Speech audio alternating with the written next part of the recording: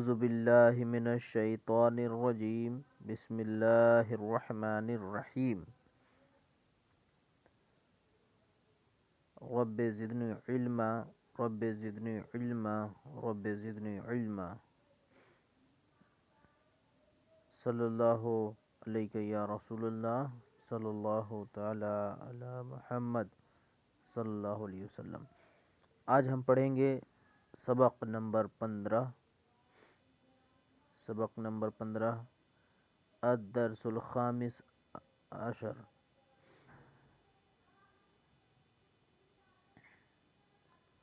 فعل مضارع مجہول کا استعمال۔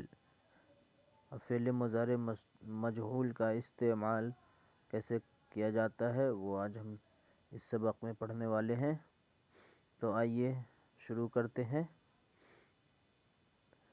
یشربو، یشربو معنی پیا جاتا ہے۔ برتقال، برتقال معنی سنترا، یہ اسم ہے۔ جانی، یہ جانیون معنی ہوتا ہے، یہ مجرم۔ رسالتن، رسالتن معنی لیٹر، خط۔ تقتفو، تقتفو معنی توڑا جاتا ہے۔ سروالن، سروالن یعنی پائجامہ، پینٹ۔ یطرق، یطرق یعنی کھٹکھٹایا جاتا ہے۔ یحمد، یحمد یعنی تعریف کی جاتی ہے۔ یرفع، یرفع یعنی اٹھانا یا بلند کرنا، کسی چیز کو اونچی جگہ اونچا کرنا، ٹھیک ہے۔ یرفع یعنی اٹھانا یا بلند، بلند کیا جاتا ہے۔ اچھا، غسالتن، غسالتن یعنی واشنگ مشین، کپڑے دھونے کا، کپڑے دھونے کی مشین۔ اب یہاں دیکھیں، برتقالن، برتقالن معنی سنترا۔ وردتن معنی گلاب۔ مکتن، مکتن، مکتبتن، مکتبتن معنی لائبریری۔ قمیصن یعنی کرتا، شرٹ۔ سروالن معنی پائجامہ، پینٹ۔ دکانن، دکان، ٹھیک ہے۔ اب یہاں پڑھیے، لکھیے اور ترجمہ کیجیے۔ یشرب عصیر البرتقال، اب یہ مجہول کا صیغہ، یہ مضارع مجہول کا صیغہ ہے۔ یشرب پیا جاتا ہے۔ عصیر البرتقال یہ مضاف، مضاف الیہ، یعنی عصیر معنی جوس اور برتقال معنی سنترا، تو سنترے کا جوس پیا جاتا ہے۔ اب یہاں دیکھیے، یضرب الجانی فی المیدان، یضرب یعنی یہ مضارع مجہول کا صیغہ ہے۔ یضرب مارا جاتا ہے۔ جانی کسے؟ جانی یعنی کہ مجرم کو۔ کہاں مارا جاتا ہے؟ فی المیدان، تو اس کا یوں ترکیب کریں کہ میدان میں دشمن کو، مجرم کو مارا جاتا ہے، میدان میں مجرم کو مارا جاتا ہے۔ تکتب، تکتب الرسالۃ بالقلم، تکتب یعنی لکھا جاتا ہے۔ رسالۃ، رسالہ معنی لیٹر، خط، خط کس سے لکھا جاتا ہے؟ بالقلم، قلم سے خط لکھا جاتا ہے، قلم سے خط لکھا جاتا ہے۔ پھر اس کے بعد پڑھیں گے، تقتفو، تقتفو یعنی کہ توڑنا ہوتا ہے۔ یقتف معنی توڑنا، اس کا یقتف، تقتف، تقتف یہ مضارع کا صیغہ ہے۔ تقتفو، تقتفو توڑا جاتا ہے۔ کیا؟ تقتف الوردۃ فی الحدیقۃ، باغ میں گلاب توڑا جاتا ہے، ٹھیک ہے۔ باغ میں حدیقتن گلاب ہوتا ہے، تو یہ حدیقتی ہے حرف جار کی وجہ سے. فی الحدیقتی یعنی باغ میں گلاب توڑا جاتا ہے. اس کے بعد یغلق الباب فی اللیل، لیل مانا رات، فی حرف جر کی وجہ سے لیلی ہے. اللیل یعنی رات کو کہا جاتا ہے لیل. فی اللیل یغلق الباب فی اللیل، رات میں دروازہ بند کیا جاتا ہے. باب مانا دروازہ، رات میں دروازہ بند کیا جاتا ہے. یفتح الدکان فی الصباح، یفتح یہ مضارع مجہول، یہ بھی صیغہ ہے.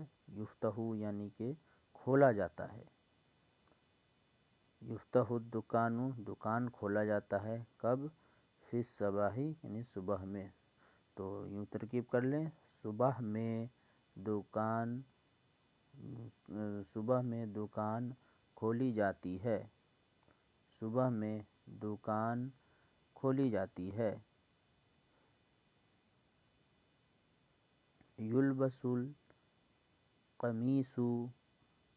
الخفیف، یہاں دیکھیں یلبس یعنی یلبس مانا کپڑا ہوتا ہے، قمیص یعنی کرتا شرٹ، الخفیف خفیف کا معنی ہوتا ہے ہلکا، فی الصفی یعنی فی الصفی، صیفی کا معنی ہوتا ہے فی الصیفی، صیفی کا معنی ہوتا ہے، صیف کا معنی موسم گرمی کا. تو یہاں ہم یہ ترکیب کریں گے، یلبس القمیص الخفیف، اور یہ موصوف صفت ہے دونوں. القمیص الخفیف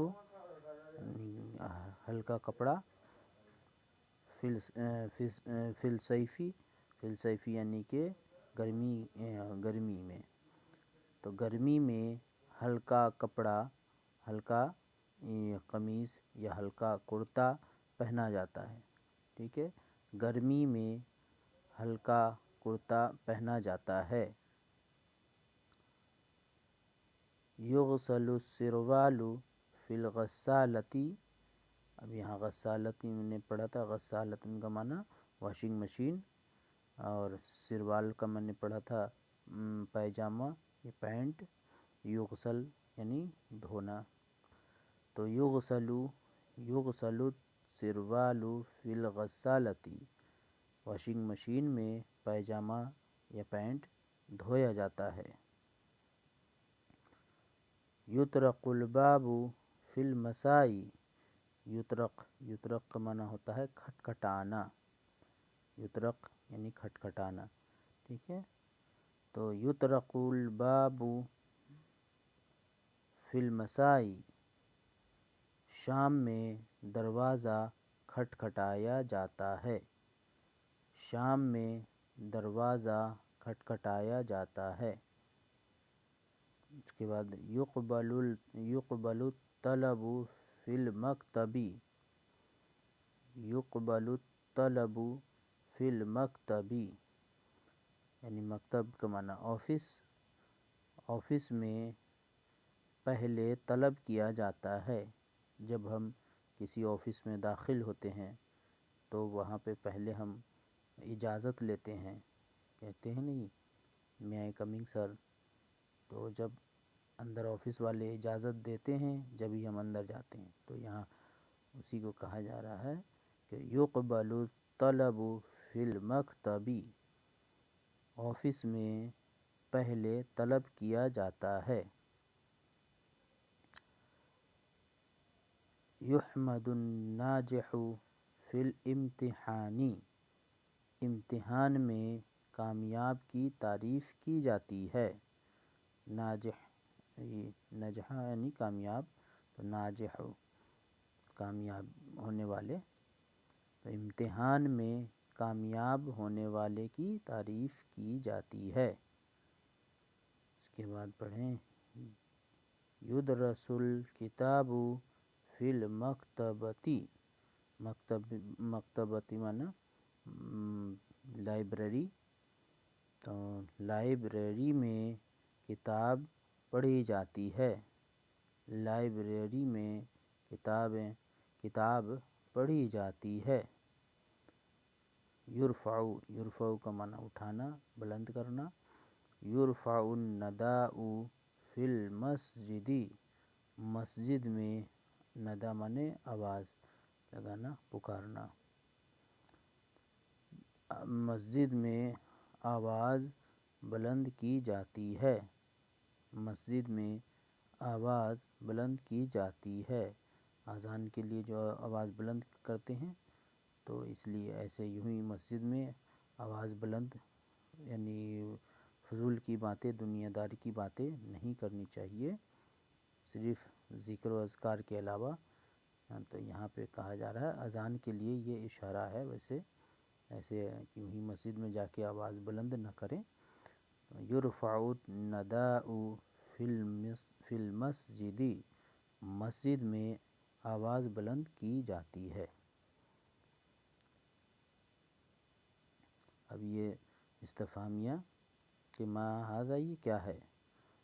ھذا برتقال، یہ سنترا ہے۔ ما ھذا، یہ کیا ہے؟ تو ھذا دکان، یہ دکان ہے۔ ھل ھذہ وردۃ، کیا یہ گلاب ہے؟ نعم ھذہ وردۃ، جی ہاں یہ گلاب ہے۔